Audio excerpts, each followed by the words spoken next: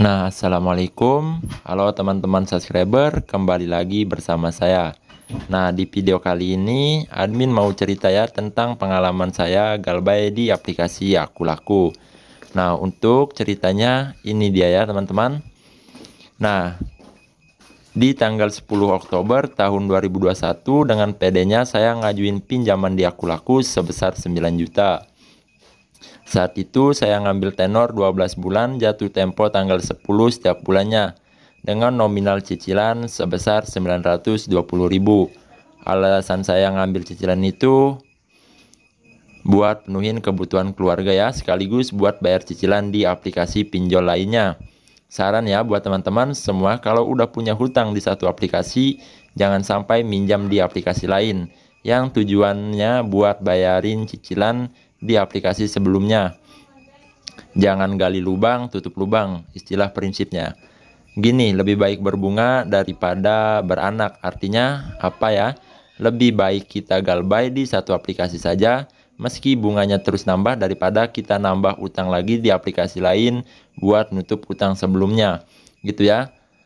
Kembali ke cerita awalnya, di cicilan pertama bulan November 2021 saya bisa bayar cicilan itu. Cicilan kedua bulan Desember 2021 juga sama, saya juga bisa bayar dan lunasin cicilannya. Tapi pas masuk cicilan ketiga, tepatnya Januari 2022, saya mulai nggak sanggup buat bayar dan mutusin buat galbay. Soalnya saat itu saya punya cicilan bukan cuma di Akulaku saja ya. Saya juga punya cicilan di aplikasi lainnya yang udah saya bahas. Sebenarnya sebelum mutusin buat galbay, saya pernah nyoba buat minjem uang ke beberapa temen, tapi mereka nggak mau ngasih dengan berbagai alasan yang cukup bikin saya sebel. Karena apa? Karena dulu saya pernah bantuin mereka meskipun gitu ya. Saya sendiri juga sadar mau ngasih atau enggak ya itu hak mereka. Tapi mulai saat itu sampai sekarang saya enggak mau lagi buat minjem ke teman-teman saya. Saya juga pernah nyoba ngajuin pinjaman lagi di beberapa aplikasi, tapi gara-gara KTP saya sudah busuk, nggak ada tuh aplikasi yang mau ngasih. Ya kali dikasih orang udah galbay di 3 aplikasi, kok akibat galbay itu saya mulai nerima denda. Plus bunga yang makin hari makin gede. Bayangin aja, awalnya kan pinjaman pokoknya itu sebesar 9 juta. Terus saya udah cicil 2 kali, totalnya sebesar 1.858.000. Jadi kan sebenarnya sisa pinjamannya itu kalau cuma dihitung pokoknya aja sebesar 7.142.000. Tapi karena masih ada bunga plus denda sebesar 6.584.000, jadi total hutang saya di Akulaku itu adalah 13.726.000.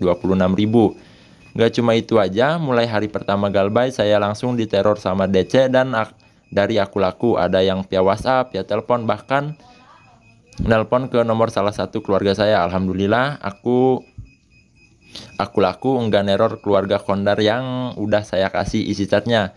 Ya udah bisa maksa ya buat cepat-cepat ngelunasin hutang saya. Mereka ngancam kalau nggak segera lunasin, DC Akulaku bakal datang ke rumah. Saya kira soal DC itu Akulaku cuman ngancem aja, tapi ternyata DC-nya beneran datang tepat 4 minggu setelah saya galbay. Jujur aja itu pertama kalinya saya ngerasain gimana tegangnya didatangin 2 orang debt collector. Akulaku sekaligus nggak tegang gimana coba, badannya gede-gede, rambutnya gondrong, mukanya sangar kayak mau nelen saya, tapi ya tanpa ngasih senyum sama sekali. Mereka langsung to the point, minta ke saya buat lunasin utang saat itu juga. Saya yang emang saat itu nggak punya duit nyoba jelasin ke mereka kalau saat itu emang nggak ada duit. Tapi lagi-lagi mereka tetap pasang muka batu dan tetap maksa saya buat bayar. Saat itu juga di saat terdesak itulah saya punya ide buat jinakin 2 orang ini ya. Yaitu dengan cara SKSD. Yaitu so kenal dan so deket. Caranya gini ya, saya langsung duduk di samping mereka sambil jelasin keadaan saya dengan penuh emosional sambil menggerakkan tangan saya layaknya seorang motivator kalau lagi bawain materi di depan audiensnya. Gini kira-kira bahasnya. Jadi gini bang, saya itu sebenarnya niat buat bayar, cuma emang sekarang lagi nggak ada uang. Abang tahu sendiri masih suasana pandemi ini, abang ekonomi masih susah, maaf aja bang. Pasti ngerti ya, soalnya abang kerja kayak gini juga pasti buat keluarga. Cuman mohon maaf, buat sekarang saya emang belum bisa bayar. Nggak ada duit, sebelumnya saya nggak pernah niat buat telat bayar.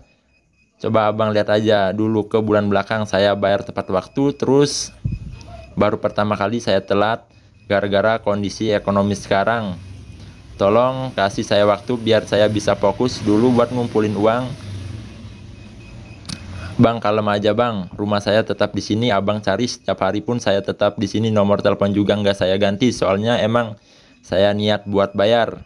Setelah saya berhenti ngomong, ternyata cara yang saya pakai itu berhasil buat DC yang awalnya galak tiba-tiba menjadi kelihatan baik dan bilang sama saya, oke lah bang, minggu depan saya kesini lagi, abang siapin duitnya ya. Saya jawab, siap bang. Insya Allah setelah itu setiap beberapa minggu selama 3 bulan saya terus didatangi oleh debt collector Aku Laku. Totalnya sebanyak 4 kali ya didatangin sama mereka. Alhamdulillah setiap ada DC yang datang itu selalu beda orangnya sama DC yang sebelumnya. Jadi saya dengan bebas menggunakan cara saya buat ngejinakin mereka. Semua dengan cara itu selalu berhasil. Apakah sekarang DC-nya masih datang? Pertanyaannya enggak ya teman-teman. Karena sepengalaman saya mereka berhak datang di rumah kita itu cuma 90 hari ataupun 3 bulan setelah kita dinyatakan gagal bayar. Kalau lebih dari itu mereka udah nggak punya hak buat datangin kita lagi. Oke ya, koreksi teman-teman jika ada yang salah. Tapi itu adalah pengalaman saya saat gagal membayar aplikasi Aku Laku. Nah buat teman-teman, oke ya, cukup segitu saja untuk pengalaman saya, untuk penjelasannya saat saya galbay di aplikasi Aku Laku. Bila ada yang salah, mohon koreksi. Oke, jangan lupa like, komen, dan subscribe. Wassalamualaikum warahmatullahi wabarakatuh.